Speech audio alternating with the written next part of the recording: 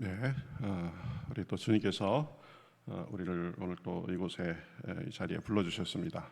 우리 다 같이 찬송가 195장 성령이여 우리 다 같이 195장 찬송하시겠습니다. 195장입니다. 우리 기도하는 마음으로 사모하는 마음으로 찬송하시겠습니다. 성령이여 우리 찬송 부를 때 진심으로 찬양하게 하소서.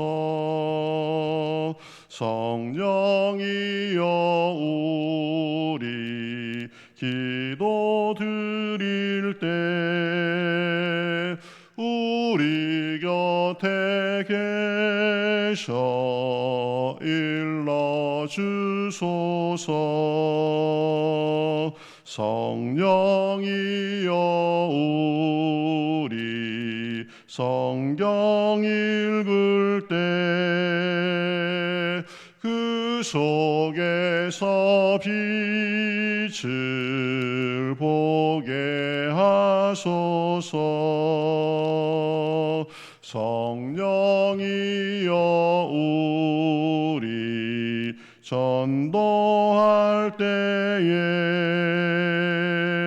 지혜로운 말씀 주시옵소서. 성령이여 우리 겸손해져서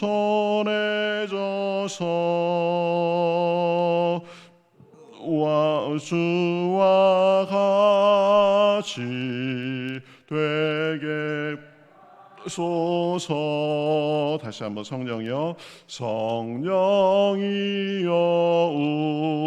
우리 찬송 부를 때 진심으로 찬양하게 하소서. 성령이여 우리 기도 드릴 때 우리 곁에 계셔 일러주소서. 성령이여 우리 성경 읽을 때 그 속에서 빛을 보게 하소서. 성령이여 우리 전도할 때에 지혜로운 말씀 주시옵소서. 성령이여 우리 겸손해져서 우리 주와 같이 되게 하소서. 성령이여 우리 겸손해져서. 성령이여 우리 겸손해져서 우리 주와 같이 되게 하소서.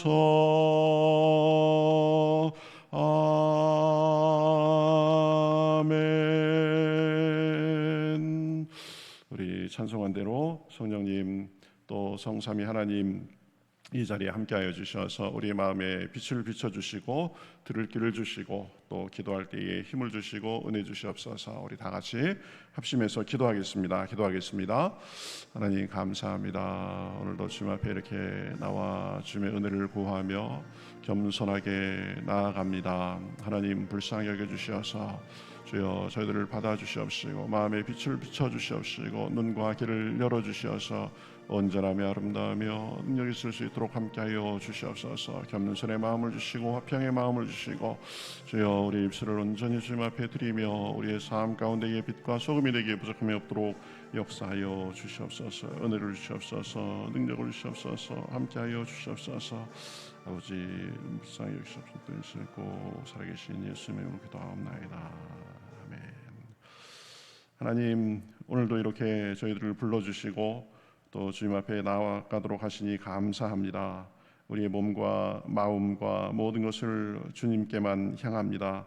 하나님께서 필요한 은혜를 주시옵시고 우리의 마음을 환하게 비춰주시옵시고 귀를 열어주시어서 주님의 말씀을 듣게 하시고 기도할 때에 입술을 열어주시어서 주님의 은혜를 간구할 때에 오늘도 성령의 충만함을 얻고 겸손히 주님과 동행하는 복된 날 될 수 있도록 인도하여 주시옵소서.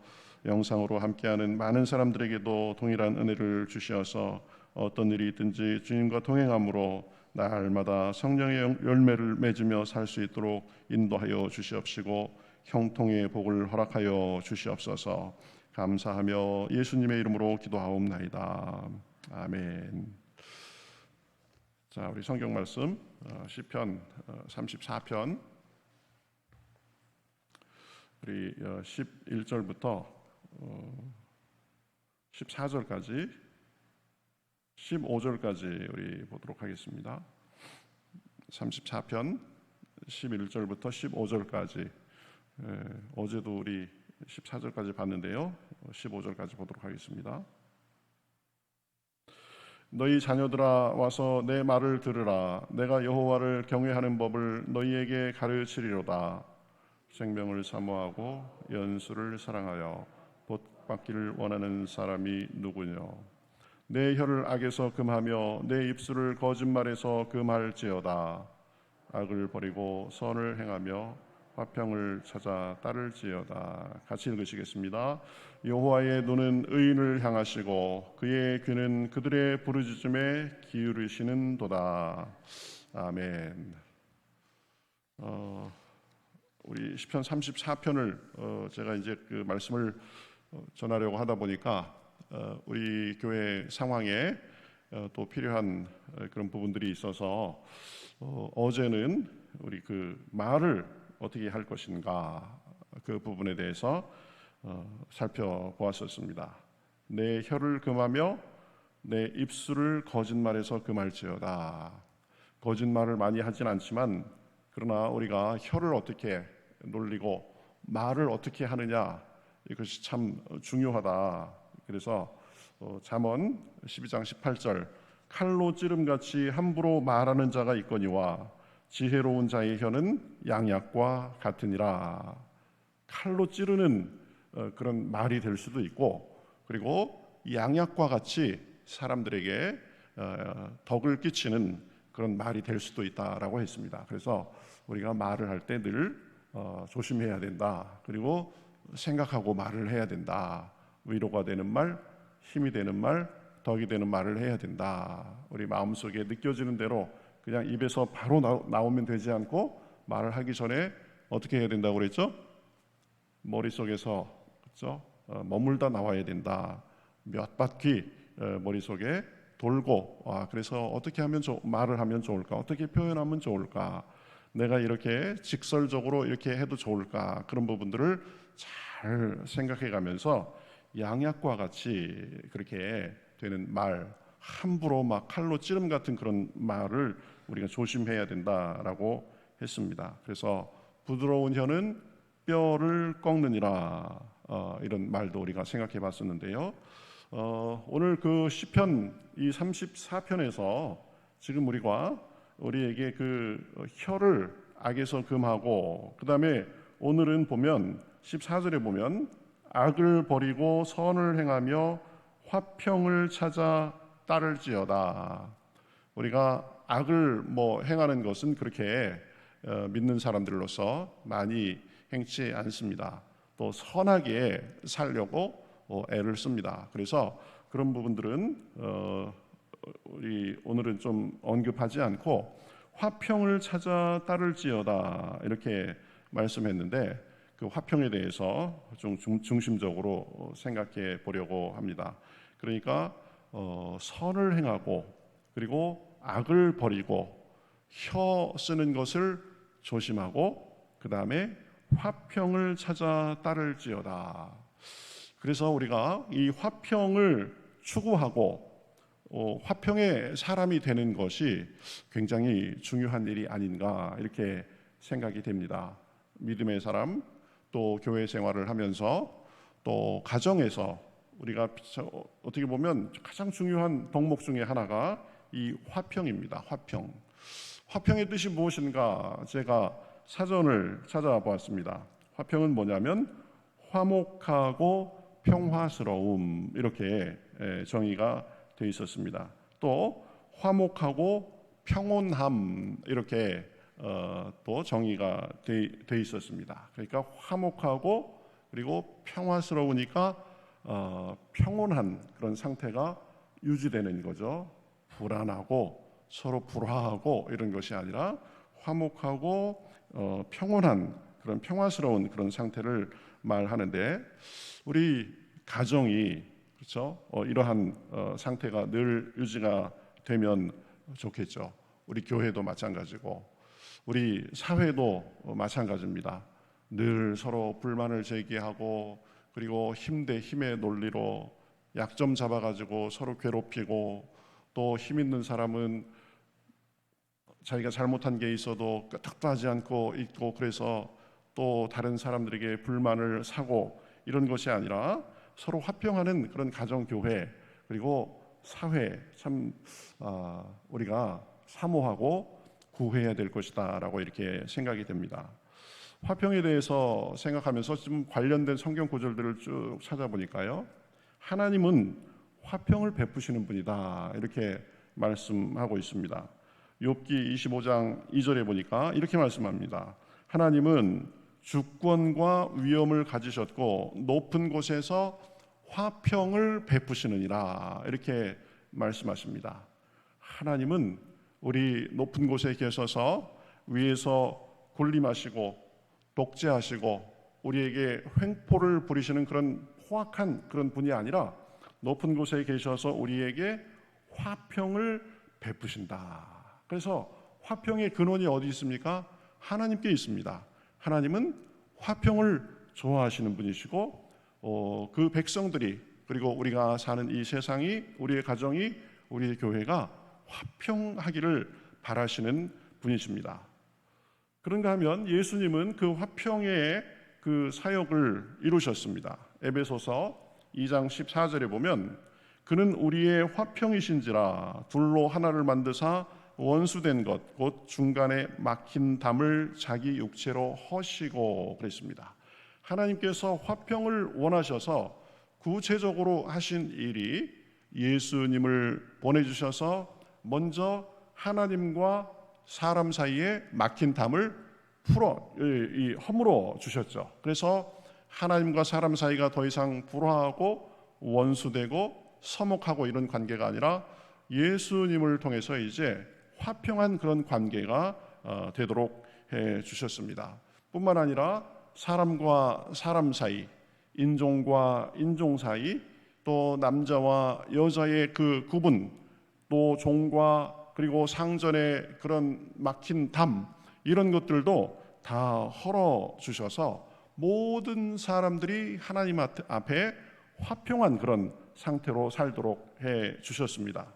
그래서 하나님은 위에서 화평을 베푸시고 그 구체적으로 예수님은 자기 육체로 막힌 담을 다 허셔서 화평할 수 있도록 이제 조건을 만들어 주셨습니다. 그래서 보면 스가랴서 8장 19절에 보면 하나님께서 우리에게 이제 화평을 원하신다라고 말씀합니다. 오직 너희는 진리와 화평을 사랑할지니라. 그래서 화평은 우리가 해도 되고 안 해도 되고 어떤 하나님의 영역 그런 것이 아니라 우리가 서로 사랑하는 것처럼 그렇게 화평해야 된다. 화평이 하나님께서 우리에게 구하시는 중요한 덕목이다라는 것을 말씀하고 있습니다. 그래서 히브리서에 보면 모든 사람과 더불어 화평함과 거룩함을 따르라. 이것 없이는 아무도 주를 보지 못하리라. 우리에게 하나님께서 요구하신다라는 거죠. 화평함과 거룩함을 따르라. 이것 없이는 하나님을 보지 못하리라. 그러니까 하나님께서 우리에게 굉장히 요구하시는 그런 덕목, 그것이 화평이다라는 것입니다. 그런가 하면 화평은 성령의 열매 중에 하나로 이렇게 언급되고 있습니다. 갈라디아서 5장 22절에 보면 오직 성령의 열매는 사랑과 희락과 화평과, 그렇죠? 화평이 보면 성령께서 우리에게 주시는 9가지 열매 중에 중요하게 그렇게 언급되고 있는 것을 볼 수 있습니다.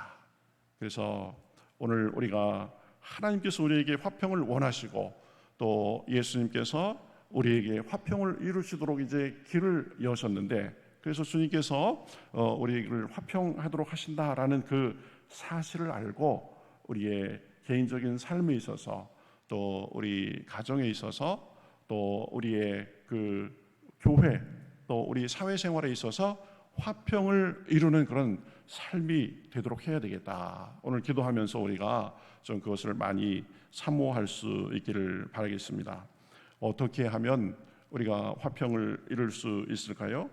화평은 서로 사랑하고 격려하고, 그렇죠?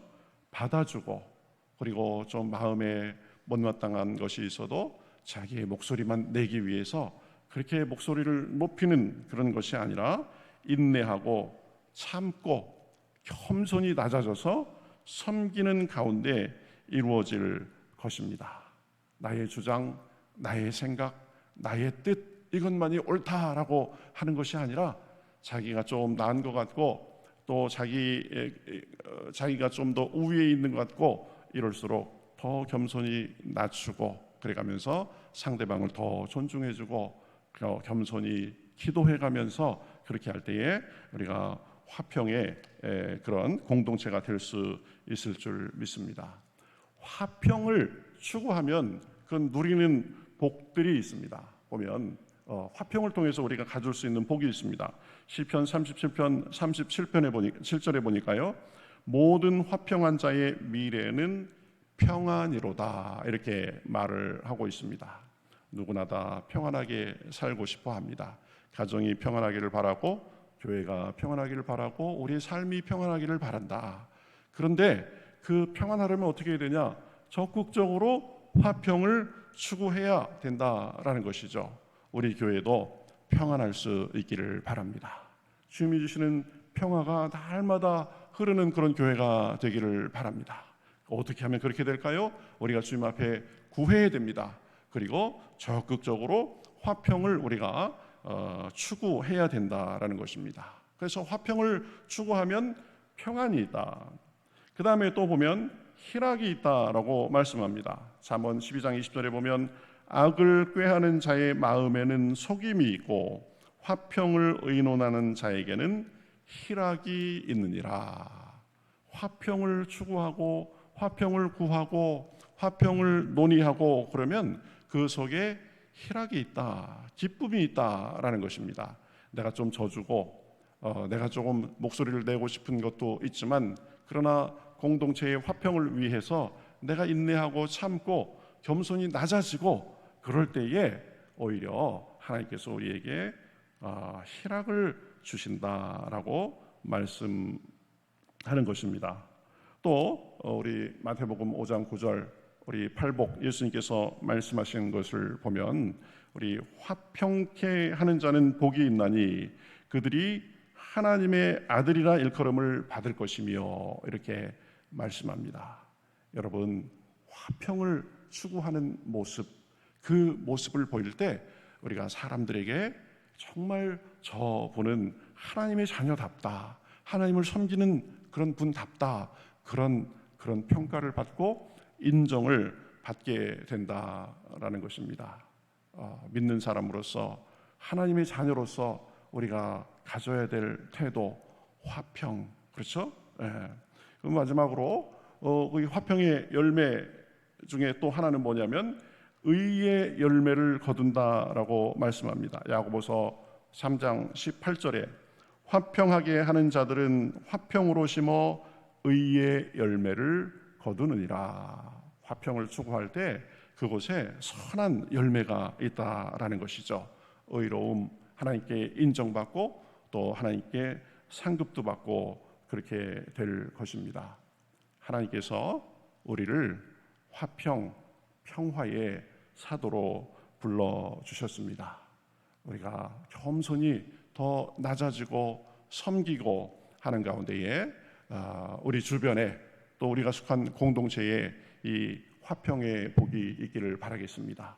불화하고 대립하고 그런 것이 있을 수 있고 또 서로 의심의 눈초리로 바라보고 그런 상황이 될 수 있겠지만 그러나 그런 상황 속에서 적극적으로 우리가 화평의 모습을 보이고 화평을 추구하고 그럴 수 있기를 바라겠습니다. 성경에 보면 어떤 사람이 이 화평을 좀 잘 이루었던 사람인가 한번 생각해 봤는데요. 바나바라고 있습니다. 우리 그 사도행전에 보면 바나바가 있죠. 이 바나바의 이름의 뜻은 권위자다라는 그런 의미가 있습니다. 그러니까 위로를 권하는 사람, 뭐 위로자 이렇게 우리가 이해를 해도 되겠죠. 이 바나바가 성경에서 몇 번 나오는데 그 중에 보면 아주 중요한 역할을 한 것이 사도행전에 보면 이제 사울이 이 핍박자에서 이제 예수님을 만나고 나서 이제 교회 사람들에게 이렇게 다가가려고 합니다. 그런데 이 예수님 믿는 사람들이 사울을 못 믿는 거죠. 이 사람이 얼마 전까지만 해도 예수 믿는 사람들을 잡아 죽이고 가두고 그랬던 사람이고 막 원정까지 다녀가면서 온 데를 다 들쑤시고 다녔던 사람인데 이 사람이 갑자기 마음이 변해서 예수 믿는 사람이 됐다? 이거 무슨 작전 아닌가? 아마 이렇게 생각했을 것입니다. 그래서 이 사도 이제 그 사울이 변해서 이제 바울이 돼서 이렇게 다가가는데 사람들이 꺼려하고 잘 안 됩니다. 이때 역할을 했던 사람이 누구냐면은 바나바입니다. 바나바. 그래서 그 꺼려하고 경계하고 그런 그 예루살렘 교회 사람들에게 아니다. 이제 정말 이 사람은 변했다.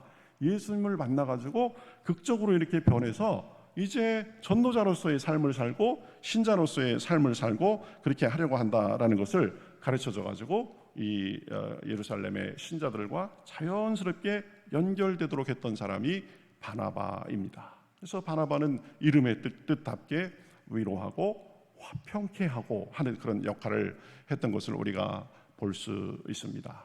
우리의 모습도 그럴 수 있기를 바랍니다. 하나님의 뜻입니다. 성령의 또 열매로서 우리에게 요구되는 것입니다.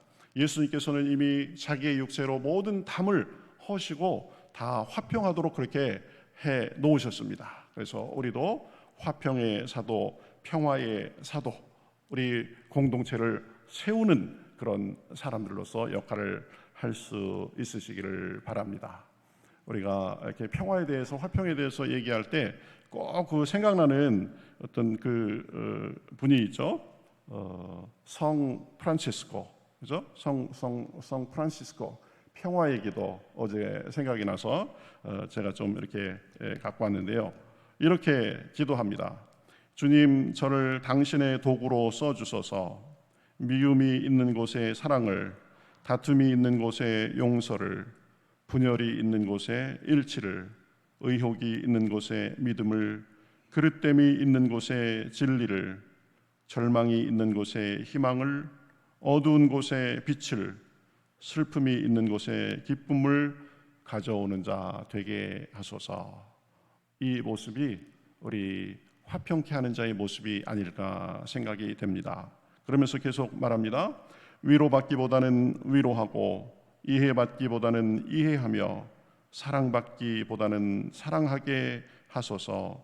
우리는 줌으로써 받고 용서함으로써 용서받으며 자신을 버리고 죽음으로써 영생을 얻기 때문입니다.